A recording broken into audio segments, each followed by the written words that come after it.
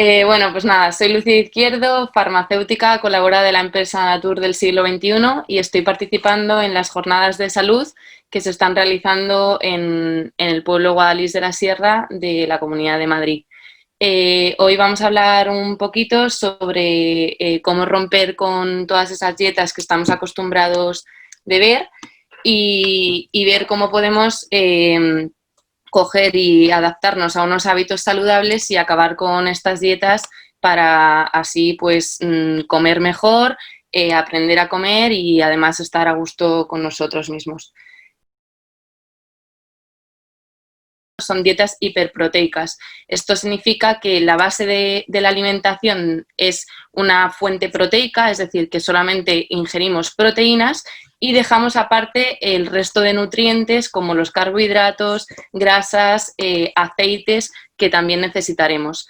Sí es verdad que estas dietas disminuyen mucho el peso, pero también disminuyes tu masa muscular y al final tendremos fatigas, calambres y estaremos más cansados y a veces no llegaremos a los requerimientos energéticos que necesitamos. Estas dietas, además, someten al hígado y al riñón a un esfuerzo tremendo porque son los órganos que se encargan de metabolizar esas proteínas y al final estamos sobrecargando a nuestras funciones fisiológicas. Entonces, bueno, no cometer estos errores si quieres perder peso. Lo primero que solemos pensar es que solamente importan las kilocalorías que ingerimos. Y esto, bueno, esto es un error. Es verdad que hay que fijarnos en las calorías que ingerimos, porque evidentemente es así, pero no solamente importan estas. Además de las calorías, pues la grasa, por ejemplo, es necesaria para absorber de forma más lenta los hidratos de carbono. Es decir, si nosotros no comiésemos aceite de oliva o otras grasas como el aguacate, absorberíamos mucho más rápido estos hidratos de carbono y al final estaríamos teniendo, pues, engordando más. Entonces, las grasas son necesarias y las grasas, evidentemente, son calorías. Entonces, hay que siempre mirar un poco las calorías que tengan, pero no dejar de incorporar estas grasas en nuestra nutrición. Otro error que a veces pensamos que nos va a ayudar es comer poco. Bueno, pues esto tampoco es verdad, porque se ha visto que depende un poco también de cada persona. También se ha roto mucho con la idea de 5 comidas. Bueno, todo esto depende un poco de los hábitos que nosotros tengamos, de si realmente podemos permitirnos hacer 5 comidas, si por el trabajo que tenemos realmente no. Y además del comer muy poco, pues importan otras cosas como el hacer ejercicio, el gastar calorías no gastadas, no, o sea, calorías gastadas no por deporte, que estas calorías son llamadas NEAT, que igual las habéis escuchado, y son las calorías que gastamos pues, por el hecho de ir al metro, de coger el autobús, de ir a nuestro trabajo. Todo esto es igual de importante que dejar de ingerir calorías o comer menos. También otro error es pensar que porque vayamos a cambiar nuestros hábitos va a ser de un día para otro. Bueno, pues esto es un error. Y si realmente pensamos que vamos a comer de un día a otro bien, es un error. Lo que hay que hacer es ir introduciendo alimentos que son beneficiosos e ir sacando otros, pero poco a poco, para generar adherencia y que al final acabemos sabiendo comer. Y luego otra cosa y otro error muy importante que no hace falta ni decirlo es que descuidar el sueño y desatender las necesidades y no controlar nuestro propio estrés es otro de los errores porque el estrés nos permite, bueno, nos dificulta perder grasa. Vale. Voy a hablar un poquito de los consejos para mantener una nutrición saludable. Bueno, pues primero, como os he dicho, realizar los cambios poco a poco, ir quitándonos los alimentos, ir introduciendo otros poco a poco para generar adherencia. Evidentemente, evitar el sedentarismo. Es igual de importante comer bien como mantener una actividad física, porque como ya sabéis, las calorías van en torno a qué actividad física realizamos, o bien moderada, baja o una actividad alta. Según esto, deberemos de comer unas calorías u otras. Y luego, bueno, sobre todo centrarme en la herramienta de la pirámide nutricional si pensáis que está desactualizada.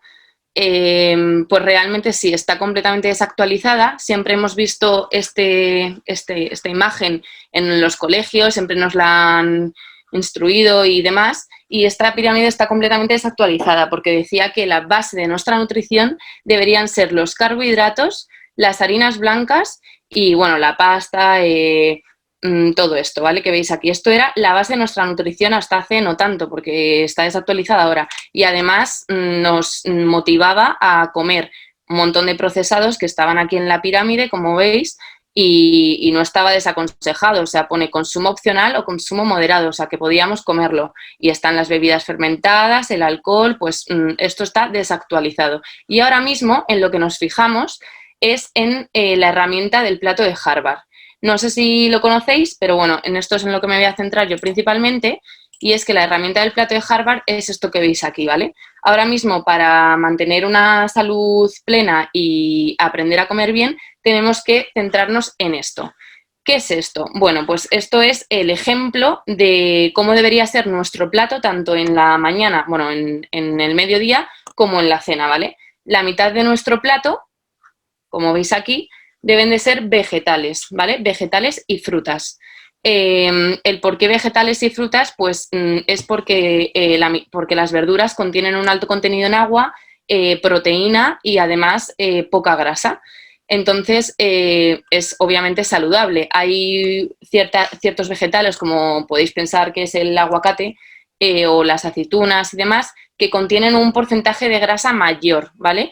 Que el porcentaje del aguacate es 12%, si no me equivoco, y este es un porcentaje alto para ser un vegetal, pero no dejan de ser grasas monoinsaturadas que son cardiosaludables. ¿Qué significa esto? Pues que son grasas que tenemos que ingerir. Como os he dicho, no podemos dejar de comer grasa, puesto que nos ayuda a todas las funciones fisiológicas. Además, el aguacate se ha visto que ingerir aguacate y este tipo de grasa reduce el cáncer de mama, o sea que es una grasa cardiosaludable, reduce el colesterol, aunque pensemos que es una grasa, esta grasa reduce el colesterol, ¿vale? Que es obviamente una grasa, entonces estas grasas hay que comerlas. Vegetales, pues todos conocemos los vegetales, brócoli, acelgas, bueno, calabacín, pimiento, todo esto tiene que ser la mitad de nuestro plato, junto con las frutas. Las frutas, pues también las conocemos todos, según los colores, van a tener unos antioxidantes u otro. Esta palabra igual no nos suena a todos, pero bueno, los antioxidantes reducen toda esa inflamación del cuerpo, reducen el colesterol malo y en definitiva son importantísimos y debemos de ingerirlos. Entonces, la mitad de nuestro plato, vegetales y fruta. El otro cuarto de nuestro plato deberá ser proteína, ¿vale? Proteína que puede provenir de diferentes fuentes. Están las legumbres, que también sabremos lo que son las habichuelas, los frijoles, las alubias, las judías, los garbanzos, las lentejas, todo esto son legumbres. Y contienen un alto contenido en proteína, ¿vale? En torno al 17 al 25%, y a veces esta proteína de las legumbres es superior a la que contienen las carnes de pollo, de pavo, ¿vale? Pero es verdad que hay que señalar que son proteínas de menor valor biológico, ¿vale? Siempre se ha dicho, y lo habréis escuchado, por ejemplo, en las dietas veganas y vegetarianas, que la proteína no es igual a la proteína animal. Y es cierto, tiene un menor valor biológico. Significa que no todos los aminoácidos están presentes y entonces tendremos que introducir otros aminoácidos pues con otros alimentos, ¿vale? Por ejemplo, es muy típico, además antiguamente ya se cocinaba así, pues comer unas lentejas, que es esa proteína de las legumbres, con arroz, porque ese arroz compensa los aminoácidos que no tienen las lentejas, ¿vale? Entonces, bueno, sí que es verdad que hay que ir mirando y compensándolo con otro tipo, pero aún así se puede comer, evidentemente, solo proteína de legumbres y al final que estés bien nutrida, pero hay que fijarse y tener conciencia sobre ello. Otro tipo de proteína que podemos comer, pues evidentemente la proteína animal, la proteína del pollo, la proteína del pavo, la proteína de los pescados, azules y blancos. Y sobre todo, ¿qué proteína animal es más saludable? Así por decirlo, pues bueno, siempre la del pollo y la del pavo. ¿El por qué? Pues porque tienen menor índice calórico, o sea, el nivel calórico del pollo y del pavo es menor que la carne roja, y además el perfil lipídico, es decir, todas esas grasas que son saludables y hemos hablado de ellas, las monoinsaturadas, las poliinsaturadas, las saturadas, todas esas grasas son mejores en el pavo y en el pollo, ¿vale? El perfil lipídico, que se llama así, es más, se ajusta más a nuestras necesidades, ¿vale? Entonces, bueno, eso la proteína, entonces, como para concluir, proteína de legumbres o proteína de animales como pues carne o pescado. ¿Qué otra proteína podemos ingerir? Mucha gente no lo sabe, pero el huevo es pura proteína. Supongo que lo sabréis porque además los culturistas y los deportistas siempre están comiendo huevo y es precisamente por eso, porque suelen comer dietas hiperproteicas. Pues el huevo, que mucha gente a día de hoy lo está también eliminando de su dieta, hay que comerlo o se puede comer 4 veces a la semana, ¿vale? ¿Por qué? Pues porque es la fuente proteica por excelencia. ¿Qué significa esto? ¿Qué significa? Pues que además de tener un alto contenido en proteína, son proteínas de elevado valor biológico, que es lo que os he contado antes que pasaba a la inversa con la proteína de las legumbres. Pues en este caso el huevo sí que tiene todos los aminoácidos y es muy saludable pues ingerirlo porque al final estás ingiriendo todos esos aminoácidos que necesitamos para las diferentes funciones fisiológicas y demás. Entonces, bueno, sin enrollarme más con la proteína, pasamos al siguiente cuarto de nuestro plato que nos queda. Pues el siguiente cuarto de nuestro plato tienen que ser granos integrales. ¿Qué significa esto? Pues estos son el arroz, la pasta, el pan, pues todo esto que antes en nuestra pirámide nutricional lo teníamos como la base prácticamente, aquí ya simplemente veremos que es un cuarto de nuestra dieta, ¿vale? Y esto es importante porque antes comíamos pan blanco, pan de molde, pasta sin ser integral y ahora se ha visto que, bueno, se ha visto no, se sabe de siempre, pero ahora es cuando más se está haciendo hincapié, que necesitamos granos integrales, porque los granos integrales no sufren un proceso de procesamiento del que luego hablaremos, es decir, no se refinan, no se quita esa parte del salvado y que necesitamos y entonces con los granos integrales ingerimos completamente todo el contenido de fibra que necesitamos, ¿vale? La fibra que luego nos ayuda a ir al baño y a muchísimas cosas como a la flora microbiana de nuestro cuerpo, son prebióticos y todo, ¿vale? Que tampoco hace falta centrarse en eso. Entonces, sustituir como conclusión, sustituir toda esa proteína que normalmente comíamos pues por un cuarto y además ese cuarto que nos falta de nuestro plato que sean granos integrales. Si podemos ir introduciéndolo en nuestra dieta y cambiar los espaguetis de pasta blanca a espaguetis integrales y cambiar el pan de molde de pan blanco a pan de centeno o pan de 12 semillas, pues poco a poco esto será muy beneficioso para nosotros. Bueno, luego vamos a continuar. No sé si tenéis dudas aquí, pero bueno, al final del todo me podéis preguntar. He dejado para lo último, evidentemente, el hidratarse, que es muy importante. Todos lo sabemos, que somos agua. Y básicamente, pues el agua y intentar evitar todas esas bebidas azucaradas que hablaremos posteriormente, pero que son básicamente ultraprocesados. Todo esto, cuanto más lo evitemos, mejor, porque al fin y al cabo es azúcar y con el azúcar que ingerimos ya con las verduras, frutas y demás, sería suficiente. Y luego me he dejado la parte de los aceites, que pues también obviamente yo creo que todos en nuestra cultura utilizamos aceite virgen, bueno, de oliva virgen extra o aceite de oliva virgen, pero sin ser mezcla, que normalmente no lo usamos tanto, aunque sea un poco más barato. Bueno, pues el aceite. ¿Por qué hay que ingerir aceite? Pues otra vez, volvemos a las grasas. Los aceites son grasas, pero son grasas saludables. Son grasas normalmente monoinsaturadas o poliinsaturadas y las necesitamos. Entonces, como aceites ejemplares, pues el aceite de oliva, porque tienen muchos antioxidantes y vitaminas y tienen un alto contenido en ácido oleico, que es esa grasa de las que os hablo.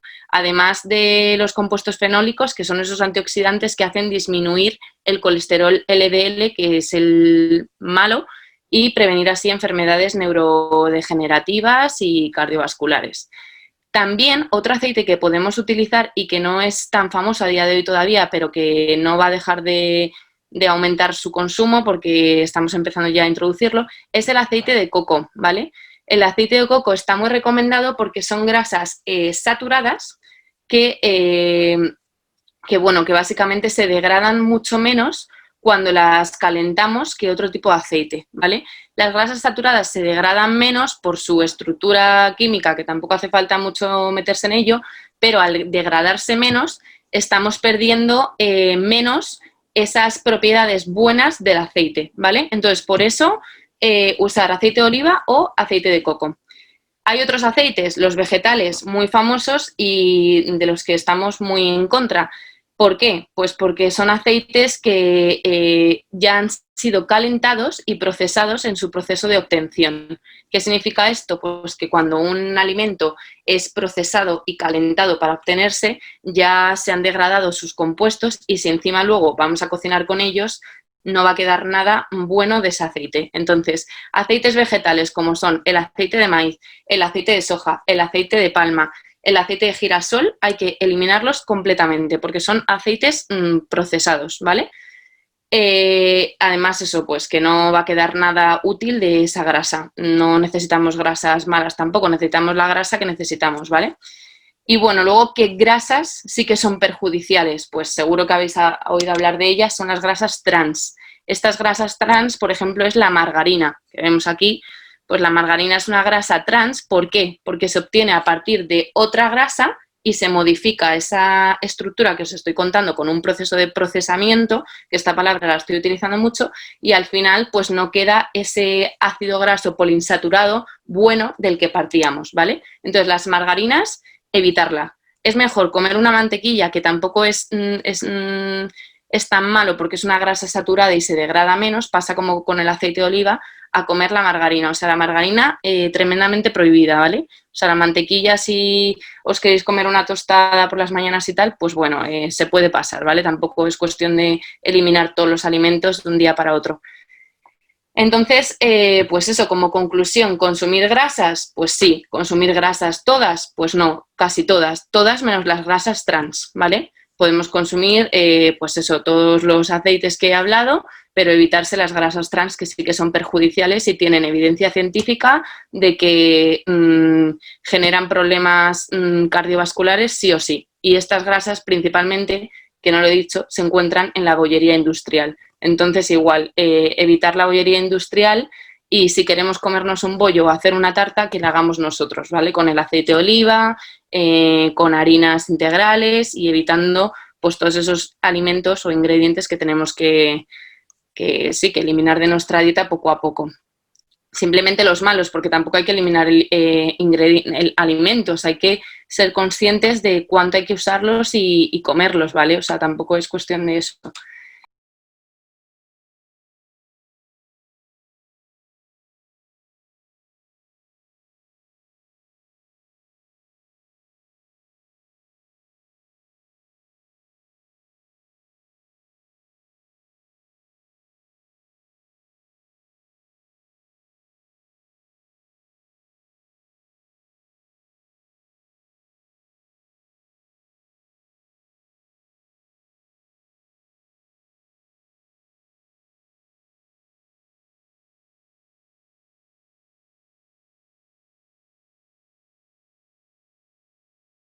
Lo habréis escuchado, es que hay que decir adiós a los ultraprocesados. O sea, esto también es muy complicado porque ayer leía que el 80% de los supermercados tienen ultraprocesados, o sea, que en el supermercado hay un 80% de ultraprocesados.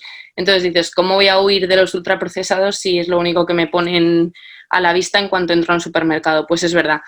¿Qué son? Bueno, pues voy a introducir un poquito lo que son.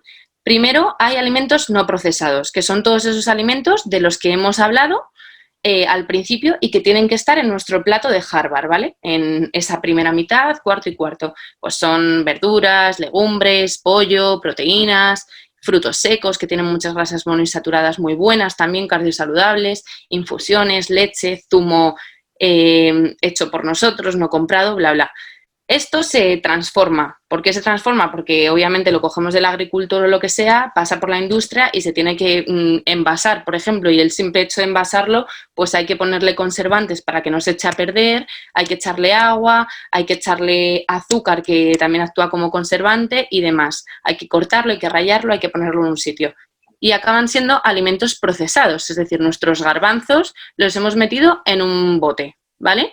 O nuestras sardinas las hemos metido en una conserva, ¿vale? Pues estos son alimentos procesados, pero son alimentos sanos y saludables porque solamente llevan ese procesamiento que es necesario, 100% necesario, porque si no se nos echaría todo a perder en un día. Entonces, yo no estoy diciendo ahora que todos los conservantes sean malos, para nada. O sea, esto evidentemente no podemos irnos a la prehistoria tampoco. Hay que comer alimentos procesados porque es que es lo que hay. Pero luego ya hay otro tipo de procesamiento y es que ya sí que le echan otras sustancias, le echan aditivos, le echan más grasas, le echan más azúcar del que necesitan, le echan potenciadores, le echan emulsionantes, que los habréis visto como E426, pues todo eso son emulsionantes que al final lo que hacen es que estos alimentos, que no se pueden llamar alimentos porque son preparaciones industriales comestibles, han sido elaboradas a partir de ingredientes, que estos ingredientes al final se han transformado tantísimo que han perdido su calidad, sus características organolépticas y su valor nutricional, ¿vale? Al final estos son productos, porque no son alimentos, que no tienen nada bueno, ¿vale? Porque han perdido esa base nutricional que necesitábamos, ¿vale? O sea, por ejemplo, imaginaros una fresa, partimos de la fresa, pues a la fresa le vamos a echar de todo, grasas, azúcar, la vamos a triturar, le vamos a poner un poco de cereales y al final vamos a conseguir hacer una barrita de cereales con fresas. Pues evidentemente la fresa ya no está en ese alimento, ¿vale? Eso es un alimento ultraprocesado, ¿vale? Son alimentos que por diferentes reacciones como una hidrogenación, una fritura de los aceites, es decir, que se fríen más, como lo que se estaba contando antes de los aceites vegetales, que se han calentado, que se han freído, que se han, se han añadido hidrógenos, le has metido grasas, has roto las proteínas, has refinado los cereales, por ejemplo, lo que os contaba antes con las harinas. En las harinas se quita la parte buena del cereal, que es el salvado y el germen, y se quedan con la parte mala. Al final, el alimento no tiene fibra, no tiene nada, y hemos utilizado un cereal, pero no, hemos quitado todo lo bueno del cereal, ¿vale? Esos son alimentos ultraprocesados. No sé si he sido muy pesada, pero es que es a veces un poco complicado entender de dónde vienen estos Frosties o de dónde viene esta pizza o pizza, o esta leche condensada, o la ginebra, o demás, ¿vale? O las patatas fritas. Entonces, todo esto, pues evidentemente hay que eliminarlo. ¿Cómo podemos identificar un alimento ultraprocesado? Pues si vemos que en la etiqueta del alimento hay más de 5 ingredientes, se va a tratar de un alimento ultraprocesado. Si vemos que, por ejemplo, unas sardinas no pone sardina y aceite de oliva, sino que te pone sardinas, aceite de oliva, emulsionante, potenciador, pues eso es que ya es un alimento ultraprocesado, por mucho que tengamos la sardina en el frasco, ¿vale? Entonces hay que mirarlo bastante. Encontramos también pues lácteos, lo que os he comentado de que tengan un montón de grasa más o que tengan mucho más contenido de azúcar o que tengan los trocitos de frutas, todo eso no va a ser un yogur, ¿vale? No va a ser un yogur que viene de la leche, que ha sido fermentado y ya está, no va a ser un yogur propiamente. Luego, por ejemplo, también las galletas, evidentemente las galletas es de los peores ultraprocesados y el que hay que quitarse cuanto antes, porque nosotros podemos realizar o hacer galletas en casa y que tengan la harina integral, que tengan un poco de azúcar, que no digo que no, y que tengan la avena, ¿vale? Y eso es una galleta, no el proceso que se hace para generar al final galletas con fibra, súper saludables, de la marca más saludable aún y demás. Eso al final no son galletas, aunque nos quieran mentir y no sea una Oreo, ¿vale? Y parezca que es una galleta saludable. Ninguna galleta que hay en el mercado es saludable, ¿vale? Eso es así. O sea, hay que intentar quitarse todo esto. Y bueno, luego el por qué tan pesado es todo el mundo con los ultraprocesados, pues ya no es simplemente por un hecho de adelgazar, que es de lo que trataba esta charla, es por un hecho de que en nuestro cuerpo esto genera un cambio metabólico muy grande, ¿vale? Al final son azúcares y lo que hacen es disparar el índice glucémico y disparar la hormona que controla el azúcar en nuestro cuerpo, que como sabéis es la insulina. Al final lo que pasa es que se crea una alteración a nivel metabólico grande y acabamos con una diabetes tipo 2. Una diabetes tipo 2 que luego además es factor de riesgo para obesidad, que luego además genera un estrés oxidativo y enfermedades cardiovasculares y todo lo que sabemos. Entonces, no olvidar que, por ejemplo, las enfermedades cardiovasculares es la primera causa de muerte mundial y que estos alimentos son un factor de riesgo y factor que va a contribuir a ello 100%, ¿vale? Entonces, además, algo que no se conoce mucho y que no hay muchos estudios todavía acerca de ello, o los estudios que hay son observacionales, es que está relacionado, el consumo de ultraprocesados está relacionado con mayor riesgo de desarrollar cáncer de mama, sobre todo, ¿vale? Cáncer de mama posmenopáusico y premenopáusico, pero sí que el índice es mayor en posmenopáusicos, ¿vale? O sea, es decir, en personas que ya han pasado la menopausia. Y además también de que es factor de riesgo para cáncer de colon y de recto y de próstata. O sea que la evidencia está ahí, los estudios están ahí y evidentemente hay que eliminarlos principalmente por lo que nos va a generar en nuestra salud, más que luego además sean un factor de riesgo importante para la obesidad. Pero sobre todo, desde mi punto de vista, pues como evidentemente como farmacéutica y como sanitaria, pues por nuestra salud, o sea, por los índices que hay de cáncer, asustan y mucho. Entonces, evitar todo esto, comprar pescado fresco, comprar alimentos, con estos alimentos ya nosotros realizar nuestras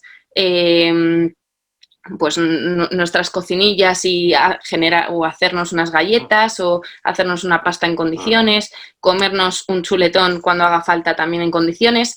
No digo que simplemente nuestra dieta se base en en solo vegetales, ¿vale? El plato sí, la mitad, pero evidentemente no dejar de comer toda esa proteína, esos yogures, ¿vale? Todos estos alimentos no procesados y procesados que también son buenos. Aquí, por ejemplo, está el fiambre, que esto es un poco un error de esta diapositiva, porque los fiambres sí que son un alimento ultraprocesado, porque se procesan, ¿vale? Nosotros tenemos al cerdo, lo cogemos y para que tengamos jamón ibérico, eso lleva un procesamiento de que se le añade sal, de que se le añade muchas cosas. Pero es verdad que desde mi punto de vista, un jamón de buena calidad pues no va a ser igual de ultraprocesado que un croissant o que unas patatas fritas, ¿vale? O sea que también un poco ir eliminando lo que podamos y tampoco mañana ya estar todos aquí quitándonos los ultraprocesados. Eso es lo ideal, pero evidentemente poco a poco, ¿vale? No es muy difícil. O sea, tenemos muchos ultraprocesados en casa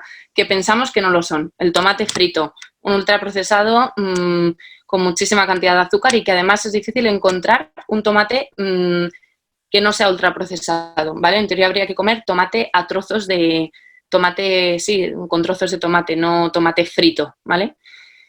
Entonces, bueno, pues nada, como conclusión quería aludir a que empecemos a tener hábitos saludables, que estos consejos os puedan servir de algo, que al menos seamos más conscientes cuando vayamos a hacer la compra y que empecemos a sustituir estos ultraprocesados y que no sustituyamos otros alimentos ni otros ingredientes, pero sí estos y las grasas trans. Entonces, pues bueno, espero que os haya gustado y muchas gracias por su atención y si tienen alguna duda, pues no duden en preguntarme, intentaré contestar y seguramente muchas cosas no las sepa, pero bueno, pueden preguntarme.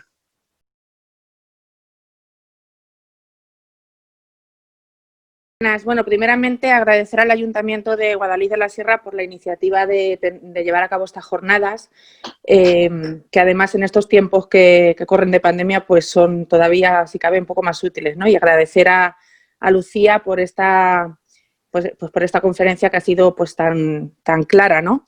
Yo quería preguntar un poco sobre la alimentación que están teniendo últimamente, pues en los últimos tiempos, los niños.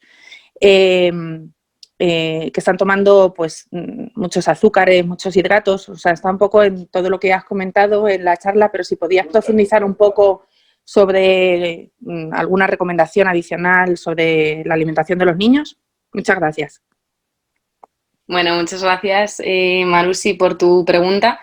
Pues sí, un poco lo que he venido diciendo, sobre todo, y a mí lo que más me preocupa de los niños es que somos el país de Europa, me parece que somos el segundo país de Europa, si no me equivoco y no han cambiado las cifras, con mayores niveles de obesidad infantil, ¿vale? En Europa. Es bastante preocupante y más sabiendo que aparentemente seguimos una dieta mediterránea y con todo esto que he contado. Pero es que realmente muchas familias o no pueden tener acceso a todos estos ingredientes, que es verdad, y es más fácil consumir ultraprocesados porque son más baratos, y esto es una crítica que quiero realizar. Los ultraprocesados son muy baratos y al final acabamos comprando esto, ¿vale?